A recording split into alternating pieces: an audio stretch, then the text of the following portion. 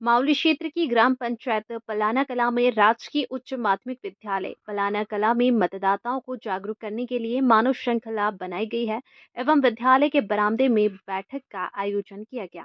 प्रधानाचार्य अर्जुन लाल पालीवाल ने बताया कि समस्त स्वीप प्रभारियों का स्वागत अभिनंदन किया गया। प्रधानाचार्य स्वीप प्रभारी मोहनलाल स्वर्णकार ने कहा कि मतदान मशीनों द्वारा होगा। मत करने का डायग्राम भी बताया गया। साथ ही स्वीप प्रभारियों द्वारा जानकारी इस प्रकार संपर्क कर बीएलओ से संपर्क कर फॉर्म नंबर 6 मतदाताओं का नाम जुड़वाना, फॉर्म नंबर 8 मतदाताओं का नाम संशोधित करना, मतदान मशीनों के माध्यम से संदेश पत्र पत्रिकाओं द्वारा संचार के माध्यम से फोन मोबाइल गीत नाटक कहानियों के आधार पर मतदाताओं को जागरूक करने की जानकारियां दी गई। इस दौरान स्वीप प्रतिनिधि मंडल में सुरेश कुमार देशबंधु, प्रेम शंकर सालवी, महेश वजवर्गी, शांतिलाल मीणा, राधेश्याम, संजय कुमार गहलोत, पूर्व सरपंच शिव प्रसाद, आचार्य मनोज कुमार गुसर, जोरावर रेगर, देवनारायण बीरपाल, कमलेश चंद्र शर्मा, भवानी शंकर खटीक, रेखा टेलर, सुनीता मिश्रा, कैलाश खटीक, कमलेश शर्मा, राहुल खटीक, छात्र छात्राएं, विद्यालय परिवार उपस्थित रहा। संचालन देवनारायण बीरपाल ने किया। मैं आपको कुछ चुनाव से संबंधित जानकारी देना चाहूँगा। हमारे देश में, मैं आपसे एक प्रश्न पूछता हूँ, हमारे देश में कौन सी शासन व्यवस्था प्रचलित है? कौन बताएगा? हमारे देश में कौन सी शासन व्यवस्था प्रचलित है? पॉलिटिकल साइंस पढ़ते हैं हम लोग, राजनीति विज्ञान, छठी सातवीं आठवीं वाले भी बता सकते हैं। कौन सी शासन व्यवस्था है हमारे यहाँ पर? लोकतांत्रिक। बहुत अच्छी बात। तो लोकतंत्र, बहुत अच्छा, जैसा कि गुड़िया ने बताया कि हमारे यहाँ पर लोकतांत्रिक शासन व्यवस्था है। उसमें शासन करने वालों को कौन चुनते हैं? कौन लोग चुनते हैं? जनता। तो लोकतंत्र का अर्थ ही यही है, जनता का, जनता के लिए और जनता के द्वारा। ऐसे शासन को हम क्या कहते हैं? लोकतांत्रिक। तो अब हमें इस लोकतंत्र से को हमें मजबूत बनाना है और लोकतंत्र के इस, क्योंकि हमारा भारत देश जो है वो विश्व का सबसे बड़ा लोकतंत्र है। कौन सा लोकतंत्र है? हमारा जो शासन है यहाँ पर भारत के अंदर, वो सबसे बड़ा लोकतंत्र है। तो इस लोकतंत्र के अंदर हमारी जनता जो है वो अपनी भागीदारी निभाती है। वो जनता भागीदारी कैसे निभाती है? वो अपना मतदान देकर के, वोट करके वो अपनी भागीदारी सुनिश्चित करती है और अपने उम्मीदवारों को चुनती है और वो उम्मीदवार उनके लिए, उनके देश के विकास के लिए वो कार्य करते हैं। तो मैं आपको बताऊंगा कि एक मतदाता कौन होता है। मतदाता हम किसे कहेंगे? कितने वर्ष की आयु का व्यक्ति मतदाता होता है ये तो जानते हैं? 18 वर्ष का। जब वो 18 वर्ष का हो जाता है तो उसका नाम कहाँ आता है? वोटर लिस्ट में, चाहे वो महिला हो या पुरुष। तो उसको अपनी मतदाता सूची में नाम लिखवाना होता है। मतदाता सूची में अब वो किसके पास में जाएगा? वो जाएगा बीएलओ के पास में, बूथ लेवल ऑफिसर। क्या नाम है उनका? Booth level officer. हर एक मतदान क्षेत्र पर एक बूथ लेवल अधिकारी होता है। उसके पास में उसको जाना होता है अपने कुछ डॉक्यूमेंट्स लेकर के। उनके नाम मैं बता देता हूँ आपको। एक तो रंगीन फोटो ले जाना होता है, एक 10वीं कक्षा की मार्कशीट ले जानी होती है और एक अपना आधार कार्ड ले जाना होता है।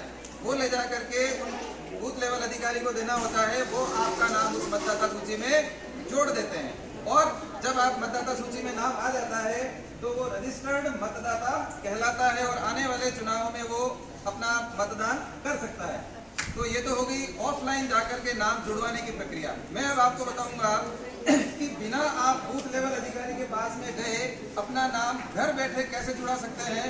तो उसके लिए मैं एक ऐप है उसकी जानकारी देता हूँ। उसका नाम है वोटर हेल्पलाइन ऐप। क्या नाम है उसका? क्योंकि आप लोग सभी इस मोबाइल से परिचित हैं और उसके अंदर व्हाट्सएप और बहुत सारे सोशल मीडिया ऐप चलाते हैं। तो एक ऐप ये भी इंस्टॉल कर लें अपने प्ले स्टोर में जाकर के, वोटर हेल्पलाइन है।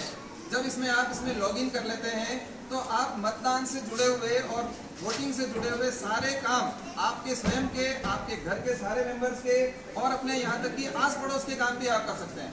तो इस ऐप को आप लोग डाउनलोड कर लीजिए और उसके अंदर जो जानकारी चाहिए गई है उसमें 3-4 तरह के फॉर्म होते हैं। मैं आपको जानकारी देता हूँ। जिसका नाम हमें पहली बार मतदाता सूची में जुड़वाना होता है तो उसके लिए हम भरते हैं फार्म नंबर 6। कौन सा फार्म भरते हैं? Form number 6। तो पहली बार मतदाता बनता है उसको फार्म भरना होता है। कौन सा? Form number 6। अगर किसी मतदाता की मृत्यु हो जाती है जिसका नाम वोटर लिस्ट में ऐड है, यदि उसका नाम उसमें से हटाना है क्योंकि मृत व्यक्ति वोट नहीं डाल सकता तो वो उसका नाम उस लिस्ट से हमें हटाना होता है। तो उसके लिए हमें फार्म भरना पड़ेगा फार्म नंबर 7। कौन सा भरना पड़ेगा? अच्छा, एक और फार्म होता है फार्म नंबर 8। उसकी जानकारी जैसे मान लीजिए किसी मतदाता का नाम वोटर लिस्ट में दर्ज है परंतु वो गलत दर्ज है, कोई नाम में मिस्टेक है, किसी के पिता के नाम में मिस्टेक है, रिलेशन में मिस्टेक है या जन्म तारीख में मिस्टेक है या मोबाइल नंबर उसमें दर्ज नहीं है तो आप उसमें कौन सा फार्म भरेंगे? 8 नंबर फार्म भरना है। कौन सा फार्म भरना है? 8 नंबर फार्म भर के उसमें आप करेक्शन कर सकते हैं। ठीक है। तो इसके अलावा एक और इसमें सुविधा प्रदान की गई है कि अपना ईपी कार्ड, जैसे जब वोट डालते हैं ना तो अपना एक फोटो परिचय पत्र आता है, उसको हम इंग्लिश में कहते हैं इपिक कार्ड। क्या कहते हैं? EPIC card. उस इपिक कार्ड को भी डाउनलोड इस ऐप के माध्यम से किया जा सकता है। जो भी हमारा रजिस्टर्ड मोबाइल नंबर है उसके माध्यम से वो डाउनलोड किया जा सकता है। तो ये वोटर हेल्पलाइन ऐप के बारे में मैंने आपको बताया। अब एक और मैं उसकी जानकारी दूंगा कि इस बार हमारा एक नया प्रोग्राम शुरू हुआ है कि भाई जो मतदाता मतदान करने नहीं पहुंच पाते हैं, ठीक है, ऐसे कौन से हैं? जो व्यक्ति 80 साल से ऊपर हैं, जिनकी उम्र महिला या पुरुष की 80 साल से ऊपर है, वो घर पे रहते हैं अपने, कोई बिस्तर में किसी से बीमारी से ग्रसित है, वो वोट डालने वहां पर नहीं आ सकते हैं। तो अब की बार सरकार ने एक ऐसी व्यवस्था की है कि उन मतदाताओं को अपने घर से मतदान देने की सुविधा है। आपके घर में, सबके घर में बड़े बुजुर्ग होंगे जिनकी उम्र 80 साल से ऊपर होगी, है कि नहीं है? अपने दादा दादी होंगे ना घर पे। तो ऐसे मतदाताओं के लिए हमने उनको चिन्हित किया है कि जो मतदान केंद्र पर नहीं पहुंच सकते हैं उनको वोट डालने के लिए घर पे ही सुविधा प्रदान की जाएगी। ठीक है ना। तो अब ऐसा नहीं है कि वो आपके बड़े बुजुर्ग हैं तो वो कह रहे हैं हम तो मतदान करने जाएंगे ही नहीं, उनको भी हम मतदान करवाएंगे। इससे हमारा मतदान प्रतिशत बढ़ेगा। इसीलिए हम लोग आए हैं कि आपके यहाँ का मतदान प्रतिशत कम है तो कुछ ऐसे कार्य करके हम यहाँ का मतदान प्रतिशत जो है वो बढ़ाएंगे।